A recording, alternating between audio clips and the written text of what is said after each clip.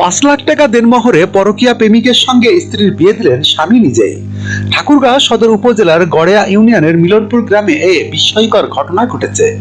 স্বামী খোরশেদ আলী নিজেই তার স্ত্রীকে পরকীয়া প্রেমিক আনোয়ার হোসেনের সঙ্গে বিয়ে দিয়েছেন। এ ঘটনায় জানাজানি হওয়ার পর পুরো এলাকায় চাঞ্চল্যের সৃষ্টি হয়েছে। জানা গেছে, মিলনপুর গ্রামের বাসিন্দা নূর ইসলামের ছেলে খোরশেদ দীর্ঘদিন ধরে সন্দেহ করছিলেন তার স্ত্রী গোপনে একই গ্রামের খায়রুল ইসলামের ছেলে আনোয়ার হোসেনের সঙ্গে অবৈধ সম্পর্ক চালিয়ে যাচ্ছেন। তবে এ বিষয়ে সরাসরি কোনো প্রমাণ পাননি তিনি। অবশেষে সোমবার সন্ধ্যা 7টার দিকে তিনি নিজেই স্ত্রীকে আনোয়ারের সঙ্গে আপত্তিকর অবস্থায় ধরে ফেলেন। এ সময় এলাকাবাসী জড়ো হলে পরিস্থিতি সামাল দিতে খোরশেদ নিজেই স্ত্রীকে 5 লাখ টাকা কাবিনে আনোয়ারের সঙ্গে বিয়ে দিয়ে দেন।